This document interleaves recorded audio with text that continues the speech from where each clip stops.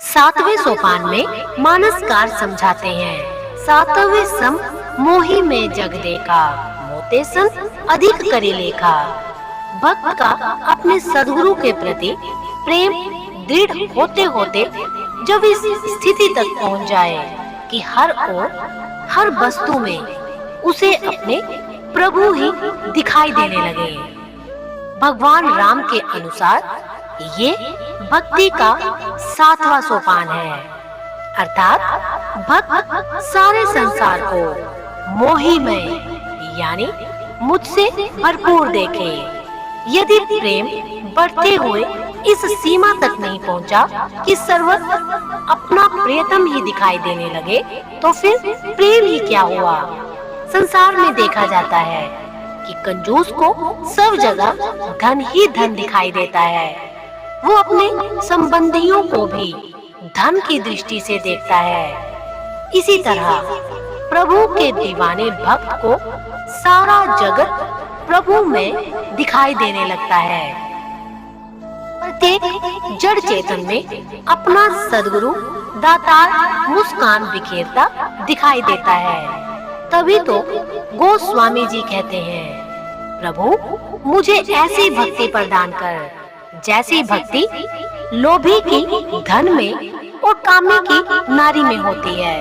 अर्थात जैसे लोभी सर्वत्र धन को देखता है, कामी नारी को देखता है, इसी तरह मैं भी अपने प्रभु से इतना प्रेम करूं कि सर्वत्र अपने प्रभु ही दिखाई दे और कुछ दिखाई ही ना दे।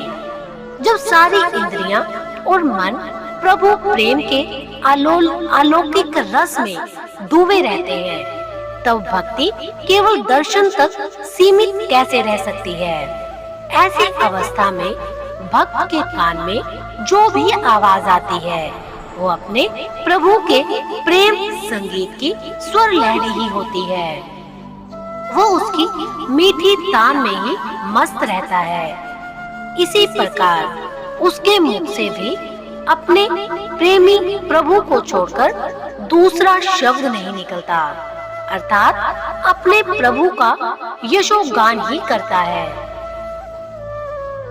मानसकार के अनुसार सात्विक भक्ति संसार को समभाव से प्रभुमय देखने से ही पूर्ण नहीं होती, बल्कि वो तब पूरी होती है जब भक्त भगवान से भी अधिक उसके संतों में श्रद्धा रखते हैं। समय का सद्गुरु सदा यही शिक्षा देता है कि मेरे संतों को मुझसे भी अधिक समझो। भगवान राम ने भी सात्विक भक्ति में कहा कि मुझसे संत अधिक करी लेखा, अर्थात मेरे से अधिक मेरे संत की सेवा और सत्कार करने वाला व्यक्ति ही मेरी भक्ति प्राप्त कर सकता है। संत बड़े भगवंत की मान्यता उपनिषदों से लेकर आज तक चली आ रही है और ये सभी संप्रदायों और संत मतों को मान्य है। भक्ति में संत को हरि से बड़ा माना जाता है, क्योंकि भक्ति का मुख्य केंद्र संत ही होता है। इस नवदा भक्ति में भी प्रथम भक्ति संतन कर संगा से लेकर सातवीं भक्ति तक प्रेम दृढ़ होते होते ही संत भ्रम से बड़ा कहा गया है। भगवान कृष्ण ने अपने मित्र उद्धव को गोपियों की प्रेमा भक्ति की परीक्षा लेने भेजा। उसने गोपियों को समझाया कि हे गोपियों, तुम भगवान कृष्ण के लिए क्यों आंसू बहा रही हो। अंग संग व्यापक निराकार परमात्मा की भक्ति करो, निराकार में मन लगाओ। गोपियों ने रोकर कहा, उधो मन नाही 10-20, एक हो तो सो गयो श्याम संग को आराधे ईस।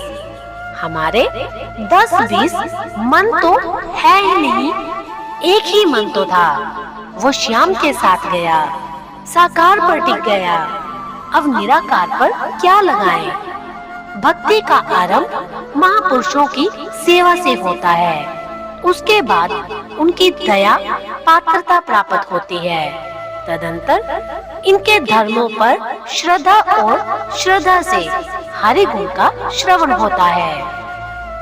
अर्थात भक्ति का आधार और अधिष्ठान संत ही है।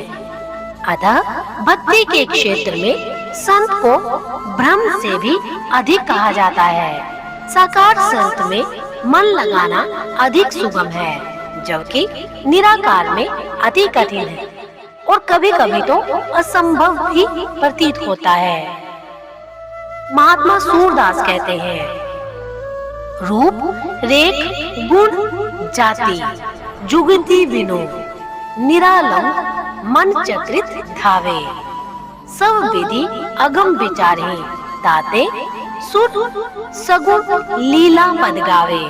निर्गुण यानी निराकार परमात्मा का ना कोई रूप है ना सीमा अथवा गुणातीत होने से उसमें कोई गुण भी नहीं है, ना उसकी कोई जाति है और कोई युक्ति भी उसे प्रेम करने में काम नहीं देती। उस पर टिकने के लिए मन को कोई आधार मिलता नहीं, अतः मन चकरा जाता है।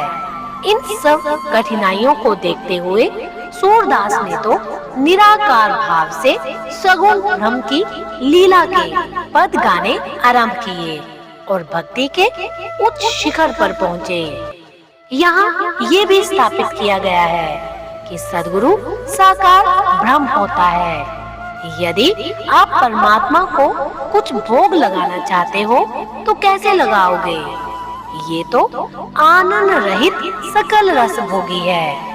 अतः किसी संत को या सद्गुरु को खिलाओ तो परमात्मा को ही भोग लग गया।